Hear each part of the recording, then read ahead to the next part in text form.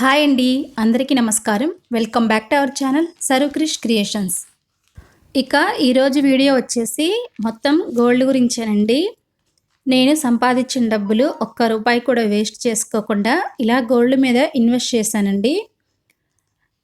ఏ షాపుల్లో తీసుకున్నానో ఇక్కడ చూపిస్తాను. ఒక 2 కాయిన్స్ అయితే లలితాలో తీసుకున్నానండి. ఒక కాయిన్ మాత్రం జిఆర్టీలో తీసుకున్నాను. అంటే 2 షాపుల్లో డిఫరెన్స్ ఏంటో చూద్దామని తీసుకున్నానండి. లలిత జ్యువెల్స్లో ఎంత జిఎస్టీ వేశారు అండ్ జిఆర్టీలో ఎంత జిఎస్టీ వేశారో చూపిస్తానండి. నేను సంపాదించిన డబ్బులతో ఒక్క రూపాయి కూడా వేస్ట్ చేసుకోకుండా గోల్డ్ మీద ఇన్వెస్ట్ చేశానండి. నేను ఫస్ట్ కొనడమే 5 గ్రామ్స్ గోల్డ్ కాయిన్ కొన్నాను. చూడండి, 5 గ్రామ్స్ గోల్డ్ కాయిన్ అయితే ఇలా ఉంటుంది. ఇది జిఆర్టీలో తీసుకున్నానండి. నా సంపాదనకి గుర్తుగా ఫస్ట్ టైం నేను గోల్డ్ కాయిన్ తీసుకోవడం అండి. తర్వాత వచ్చేసి లలితాలో తీసుకున్నాను. లలితాలో అయితే 5 గ్రామ్స్ తీసుకోలేదండి. ఇక్కడ 3 గ్రాములు తీసుకున్నాను. మనకి 3 గ్రామ్స్కి కాయిన్ ఉండదంటండి. అందుకని వాళ్ళు 2 గ్రాముల కాయిన్ ఒకటి, 1 గ్రామ్ కాయిన్ ఒకటి ఇచ్చారు. చూడండి, 2 గ్రామ్స్ అయితే ఇలా ఉంటుంది. అంటే మనకి సైజు తగ్గుతుంది, వెయిట్ తగ్గుతుందండి. చూడండి, ఇక్కడ 1 గ్రామ్ అయితే ఇలా ఉంటుందండి. మన దగ్గర 5 గ్రామ్స్కి కొనేంత డబ్బు లేనప్పుడు ఇలాగా 1 గ్రామ్ కూడా తీసుకోవచ్చండి. దీనివల్ల మనకైతే నష్టం ఏమీ లేదు. గోల్డ్ మీద ఇన్వెస్ట్ చేస్తే ఎప్పటికీ లాస్ ఉండదని ఇలా గోల్డ్ కాయిన్స్ కొనడం స్టార్ట్ చేశానండి. మీలో ఎవరైనా ఇలా 1 గ్రామ్ గోల్డ్ కాయిన్ తీసుకునేటప్పుడు పైన మనకి అంటే నల్ల పూసల్లో వేసుకోవడానికి వీలుగా ఉండేటట్టు చిన్న రింగ్ వచ్చేలా తీసుకోండి. ఇలా కనుక ఒక 7-8 రింగ్స్ కానీ మనం సేవ్ చేసుకున్నామంటే, అంటే 1 గ్రామే అనమాట, మనం నల్లపూసల్లో కూడా వేసుకోవచ్చండి. అది డైలీ యూస్కి బాగా యూజ్ అవుతుంది. ఇక్కడ నేను జిఆర్టీలో తీసుకున్నానండి. నాకైతే జిఎస్టీ అంటే మేకింగ్ ఛార్జెస్ 2% వేశారండి. ఈ 2%కి 523 పడింది. అంటే ఇది బిస్కెట్ కాదు కదా, వాళ్ళు కాయిన్ తయారు చేసి ఇచ్చినందుకు మనకి 523 తీసుకున్నారు.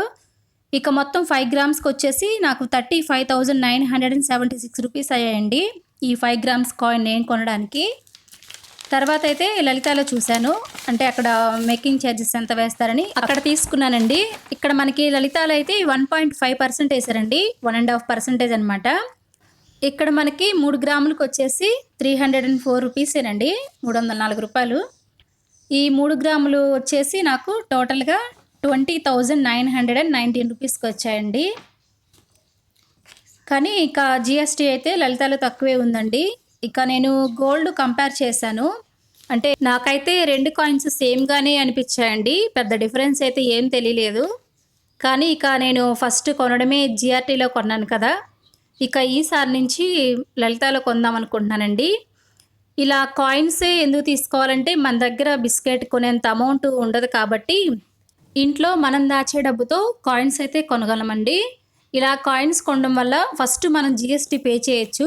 కానీ మనం తయారు చేయించుకోవాలనుకోండి ఒక ఆర్నమెంట్ ఏదైనా, ఇలా డైరెక్ట్గా కాయిన్స్ ఇచ్చేస్తే మనం అక్కడ వాళ్ళకి ఛార్జెస్ తక్కువే పే చేస్తామండి. అలా కాకుండా డైరెక్ట్గా బిస్కెట్ ఇచ్చామనుకోండి, వాళ్ళు ఇప్పుడు మనం దీనికి రాగి వెండి కలుపుతారు కదా, వాటికి మళ్ళీ మనకు అక్కడ వేస్తారండి మేకింగ్ ఛార్జెస్. ఆ ఛార్జెస్ ఇప్పుడు మనం ఇక్కడ పే చేస్తున్నాం అనమాట. సో ఇప్పుడు మనం ఈ కాయిన్స్ ఇస్తే మనకి కావాల్సిన డిజైను డైరెక్ట్గా చేయించుకోవచ్చు. ఇప్పుడు నా దగ్గర 8 గ్రామ్స్ గోల్డ్ అయితే ఉందండి. నేను ఒకవేళ 16 గ్రామ్స్ గోల్డ్ చేయించుకోవాలనుకుంటే ఇలాగే పొదుపు చేసుకొని ఒకేసారి చేయించుకోవచ్చండి. ఇప్పుడు మనం లేదు చేయించుకోవాల్సిన అవసరం లేదు, డైరెక్ట్గా షాప్లో ఏదైనా రెడీమేడ్ది తీసుకోవాలనుకుంటే ఈ కాయిన్స్ మనం షాప్ వాళ్ళకి ఇస్తే వాళ్ళు మళ్ళీ మనకి ఏ జిఎస్టీ వేయరండి, డైరెక్ట్గా ఆ రోజు ఆన్లైన్లో ఎంత రేట్ అయితే ఉందో అదే రేటుకి తీసుకుంటారండి. మన దగ్గర ఒక్క రూపాయి కూడా ఎక్స్ట్రా తీసుకోరు. ఇది పాత బంగారం కింద అయితే అసలు వేసుకోరండి. ఇవన్నీ కనుక్కొని నేను ఇలాగా కాయిన్స్ తీసుకున్నాను. ఇలా గోల్డ్ కొనుక్కోవడానికి నేను ఎలా పొదుపు చేసుకున్నానో మీతో షేర్ చేస్తానండి. మీరు కూడా ఈ పద్ధతిని ఫాలో అయ్యారంటే ఖచ్చితంగా కాయిన్స్ అయితే ఇలాంటివి కొనుక్కోగలరు. ఫస్ట్ మనం షాపింగ్ చేసేటప్పుడు ఎప్పుడైనా సరే మనకి అవసరమైనవి మాత్రమే కొనుక్కోవాలండి.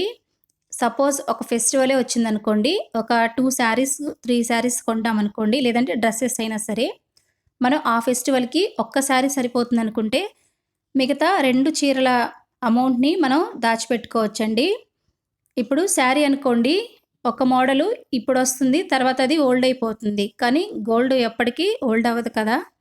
సో, మనకి గోల్డ్ కొనే ప్లాన్ ఉంటే ఖచ్చితంగా ఇలాంటి టిప్స్ అయితే పాటించాలండి.